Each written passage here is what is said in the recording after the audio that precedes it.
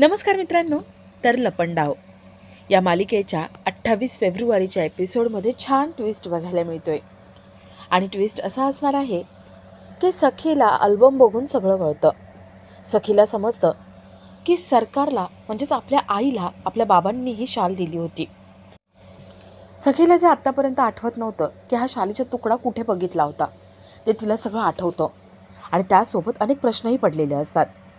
आपल्या आईजवळची इतक्या वर्षांची शाल आपल्या आईजवळ नाही आहे आणि ती शाल कुठे ठेवली आहे हे आईला माहिती नाही आहे. सखी ठरवते की रात्री आई आली की तिला जाब विचारायचा.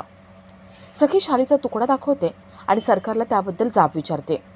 सरकारला तर शालबद्दल काहीच माहिती नसतं आणि काही आठवतही नसतं. सखी म्हणते, ही बाबांनी तुझ्यासाठी आणली होती, मला आता बघायची, कुठे आहे ती शाल, आत्ताच्या आत्ता दाखव. सरकार चांगलीच कात्रीत पकडली गेली असते. तर मुद्दाम हे सगळं गौतमने घडवून आणलेलं असतं. गौतमची इच्छा असते की या शालीच्या तुकड्यावरून सखीने आपल्या सख्ख्या आईपर्यंत पोहोचावं, म्हणून त्याचे हे सगळे प्रयत्न असतात. आता सरकार तर चांगली अडकली आहे, पण या सगळ्यामुळे कान्हाला डाऊट येईल का आणि कान्हा सखीच्या आईपर्यंत कसा पोहोचेल हे बघण्यासारखं असेल. तर या सगळ्याची सुरुवात कशी होते ते थोडक्यात पाहू. तर मालिकेत आपल्याला असं बघायला मिळतंय की कान्हा सरकार बिल्डिंगवरून ऑफिसमध्ये येतात. ते दोघं कारमधून उतरतात आणि आत जात असतात. सरकार म्हणते, काही लोक स्वतःचं नशीब स्वतः लिहितात, त्या लोकांमध्ये तू मोडतोस असं मला तरी वाटलं, म्हणजे तू भाग पाडलंस असं वाटायला. कान्हा म्हणतो, सरकार अहो तुम्ही हे माझ्यासाठी बोलताय, भाग्य माझं भाग्य, खरंच मी विचारसुद्धा केला नव्हता.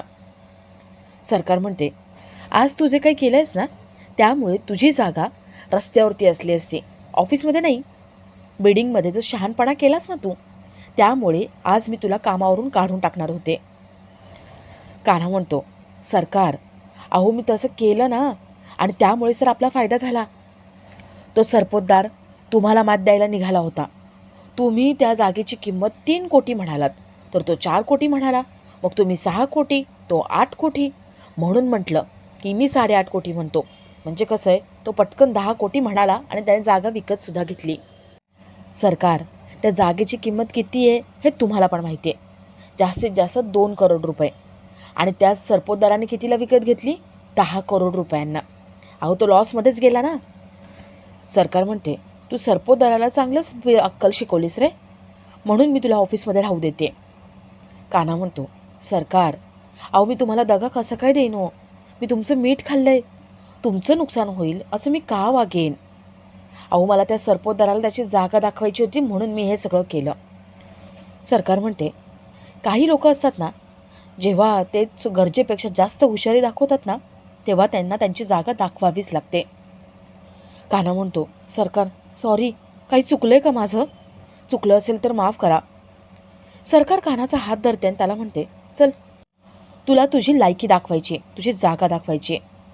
कान्हा घाबरतो, त्याला वाटतं की सरकार कामावरून काढून टाकते का काय. सरकार कान्हाचा हात धरते आणि एका केबिनमध्ये घेऊन येते. सरकार कान्हाला म्हणते, ही केबिन, आजपासून तू डेस्कवर बसायचं नाही, आजपासून ही केबिन तुझी, ही खुर्ची तुझी, या खुर्चीवर बसायचं आणि इथे काम करायचं. कान्हाला खूप आनंद होतो आणि तो सरकारचं तोंड भरून कौतुक करतो, त्यांचे आभार मानतो. सरकार म्हणते, कान्हा विसरतोयस का, मी सरकार आहे, सरकार. अरे ज्या दिवशी तू माझ्या 2 एम्प्लॉईजला राजीनामा देण्यापासून थांबवलंस ना, त्याच दिवशी या खऱ्या हिऱ्याची पारख मी केली होती आणि त्यावेळेस तुला तुझा टेस्ट दिला होता. पण आता मी तुला बिल्डिंगच्या वेळेस घेऊन काय केले आणि तेव्हा तुझी चमक मला दिसली. सरकार पारख करायला कधीही चुकत नाही आणि त्यामुळे आता या खुर्चीची किंमत ठेव आणि सांभाळ तुझी ही केबिन. सरकार जात असते. कान्हा सरकारचे पाय धरतो आणि आभार मानतो. तो पुढे सरकारला म्हणतो, सरकार अहो तुम्ही मला ऑफिसमध्ये काम दिलं, मला बिल्डिंगला घेऊन गेलात आणि आता केबिन दिलीत, पण लोक माहिती आहे ना कसे बोलतील. अहो लोक तर सरळ म्हणतील, सरकारचा जावई आहे ना, कामं त्यांचा जावई, त्यामुळे त्याला केबिन दिले. अहो लोक मला नावं ठेवतील हो, लोक कशाला, घरचेच नावं ठेवतात. आता परशू सर किती बोलतात मला, ते जर मला बोलले तर मला सगळं कसं सहन होईल. सरकार म्हणते, हे बघ मी सरकार आहे आणि मला सहज कोणीही इम्प्रेस करू शकत नाही. तू काहीतरी काम केलं आणि त्याचा मोबदला हा मिळाला आहे. तू अजिबात टेन्शन घेऊ नको. माझ्यासमोर कोणी काहीही बोलणार नाही. आता सांभाळ तुझी खुर्ची. सरकार निघून जाते. कान्हा इथे खुर्चीवर बसतो आणि मनात म्हणतो, सरकार, मला खुर्ची देऊन ना तुम्ही अजून जवळ केले तुमच्या. आता काय, तुम्हाला तुमच्या जवळ थांबून मला उद्ध्वस्त होताना बघायचे तुम्हाला, आणि ती वेळसुद्धा लवकर येणार. तर इथे सखी संध्याकाळचा स्वयंपाक करत असते आणि कुल्फी तिच्याकडे येते.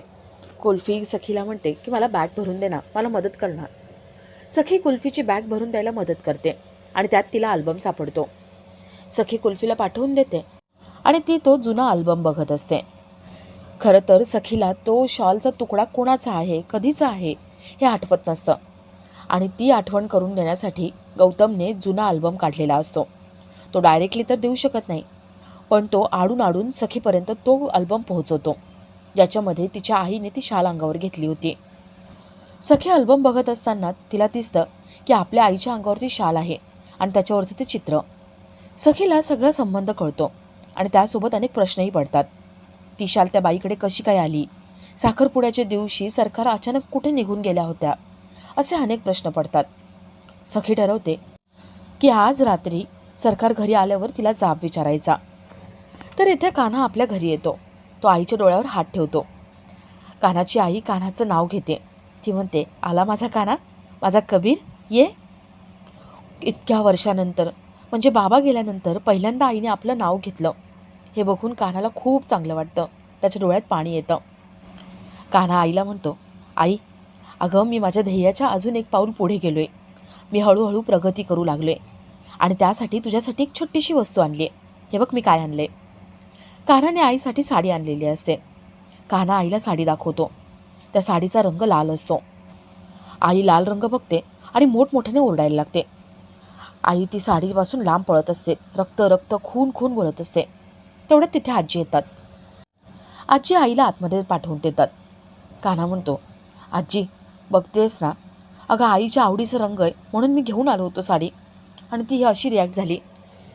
आजी म्हणतात, अरे तिच्या आवडीचा रंग कुठला आहे काय आता आपल्याला काही माहिती नाही. पण कबीर, मला एक गोष्ट सांग, ज्या वेळेस ती तेजस्विनी कामत देवदत्ताचा खून करायला आली होती त्यावेळेस तिने कुठली साडी नेसली होती? कबीरला ते आठवतं. साडीचा पदर आठवतो आणि कबीरला कळतं की तो पदर आणि ही साडी सेम आहे. कबीर ती साडी फेकून देतो आणि रडायला लागतो. आणि आपला आजचा हा भाग इथेच संपतो.